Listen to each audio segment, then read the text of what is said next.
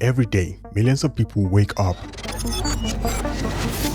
believing the same idea that success is primarily about effort. Work harder, wake up earlier, push further than everyone else. The formula appears everywhere in motivational speeches. You know why I'm sitting here right now? Because I outworked you. Zoom in, I outworked you. Every pair of shoes I have, I worked for. My mama didn't buy me nothing. And to this day, if I ask my mother for 100, she wants to know when you giving it back. In business books, in social media posts, the message is simple. Hard work beats everything. And yet, if you observe the world carefully, something doesn't quite make sense. Some people work incredibly hard for decades, yet their lives barely change, while others seem to accelerate forward at astonishing speed. Sometimes the difference feels almost unfair. Two individuals with similar intelligence, similar ambition, similar discipline, yet dramatically different outcomes. Why? Why do some people struggle for years while others move forward rapidly? Is it talent? Is it luck? Is it timing? Or is it something else happening beneath the surface? Something structural, something invisible, something most people never stop to examine. Positioning. Because in most cases, the difference between stagnation and extraordinary progress has very little to do with how hard someone works, and almost everything to do with where that effort is applied. Hard work has become one of the most powerful cultural beliefs in modern society. It is repeated so often that few people ever question it. Work harder, stay disciplined, outwork everyone around you. But if effort alone determines success, the hardest working people in the world would also be the most successful. Yet, that is rarely what we observe. Construction workers often work extremely hard. Farmers often work extremely hard. Factory workers often work extremely hard. But the economic outcomes of those professions vary dramatically compared to others. This observation is not about value or importance, it's about structure, because effort does not operate in isolation. Effort interacts with systems, and systems determine leverage. The same amount of effort can produce radically different results depending on where it is applied. Imagine two entrepreneurs with identical intelligence and determination. Both dedicate thousands of hours to building their companies, but one launches a business in a shrinking market. The other one launches in an expanding market. 10 years later, their outcomes will look very different. Not because one worked harder, but because one was positioned inside a system that amplified effort, and the other wasn't. This is the first uncomfortable truth about success. Effort matters, but positioning determines how much effort matters.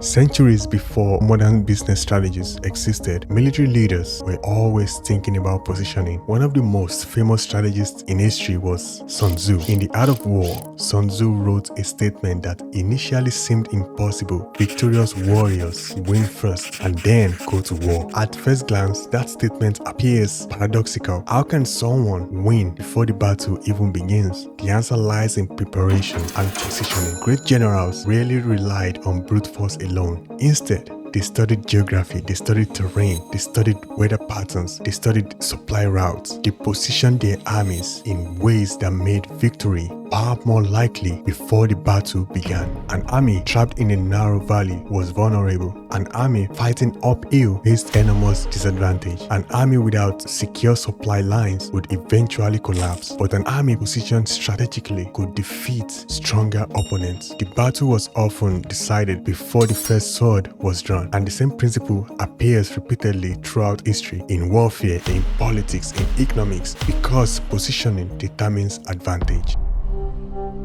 To understand how powerful positioning can be, consider one of the most important companies of the modern era, Jeff Bezos. The newest thing in Amazon.com is our brand new video store. It's a full-scale video store. We're bringing the Amazon.com shopping experience to videos online. Jeff Bezos started Amazon in 1994. Time is the most precious commodity in the late 20th century. And the fact that you don't have to drive, park, do all those things that make life complicated when you go shopping in the physical world is a huge advantage of online shopping.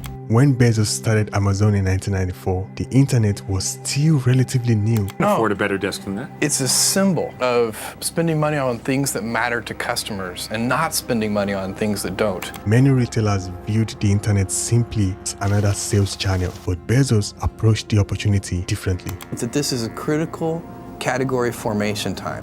Instead of focusing only on products, I want to have lived my life in such a way that when I'm 80 years old, I've minimized the number of regrets that I have. it focused on infrastructure, warehouses, distribution networks, logistics systems. While other companies competed for customers, Amazon quietly built the machinery behind the entire system. Last year, Amazon sold more than $600 million worth of merchandise over the internet. Your website, you learn more about me.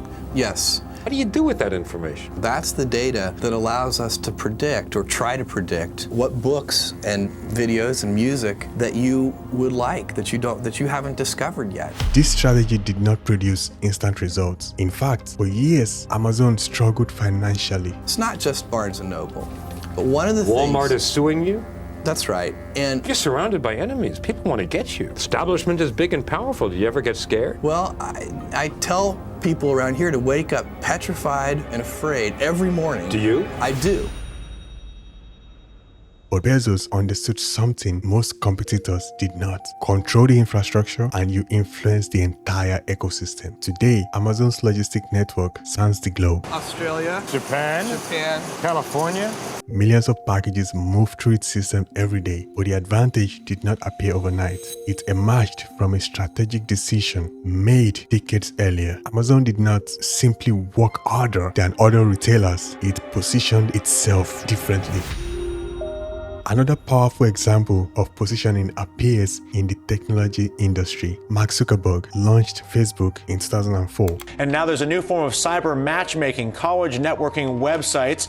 Is this perhaps the next big thing? When we first launched, we were hoping for, maybe 400, 500 people. Harvard didn't have a Facebook, so that's the gap that we were trying to fill. And now we're at 100,000 people, so who knows where we're going next. At first, Facebook was just another social networking site, but Zuckerberg focused on a powerful structural advantage known as network effect. First, you went on Face the Nation if you were a candidate. Then, you went on Letterman. Now it seems the candidates have to be on Facebook. Are you changing the way candidates are running for president? Well, I think because politicians can communicate with tens of thousands of people at the same time, it's pretty effective for them in campaigning. The network effect occurs when a product becomes more valuable as more people use it. Each new user increases the value of the platform for everyone else. This creates exponential growth. Once a network effect becomes strong enough, competitors struggle to catch up. Facebook's positioning inside the emerging social media ecosystem allowed it to scale rapidly. The product improved as the network expanded, and the network expanded because the product improved. This self-reinforcing cycle created enormous leverage. Again, the key factor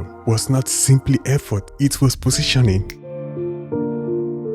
Positioning does not only apply to corporations, it applies to individuals just as strongly. Every person exists within an environment. Your environment shapes your standard. People you surround yourself with have a phenomenal impact on your life. Environment is more important than heredity. The people we're surrounded by have a greater bearing on our life and our success in life than what's built into the genes at birth. There's genetic conditioning, there's environmental conditioning. Well, this environmental conditioning goes on all the way through life. The people around you influences what you consider normal. Your workplace influences what opportunities you notice. Your social circle influences what risks feel acceptable. Imagine two individuals with equal potential. One grows up surrounded by entrepreneurs. The other grows up surrounded by people who view entrepreneurship as unrealistic. The psychological impact of this environment is enormous. Humans adapt quickly to the norms around them. We want to mix with people who are really making it happen. Take a look at your 5 people that you're with most often and ask yourself, if I have children, would I want them to grow up be like them? The answer is no. You better start looking for some new friends. If the answer is yes, you're already in the right circle of people. What feels extraordinary in one environment may feel ordinary in another. That is why certain cities repeatedly produce successful companies, why certain universities repeatedly produce influential thinkers, why certain networks repeatedly produce powerful opportunities, because environment amplify possibility. One of the most frustrating phenomena in life is talented people who never seem to break through. You may have seen this before. A brilliant student whose idea never reached the right audience. A creative individual whose work remains unnoticed. A hardworking professional stuck inside a stagnant company. From the outside, it looks confusing. Why does talent sometimes stagnate? The answer is really about ability. It's about leverage. Talent inside the wrong system struggles to grow, but talent inside the right system expands rapidly because systems amplify effort.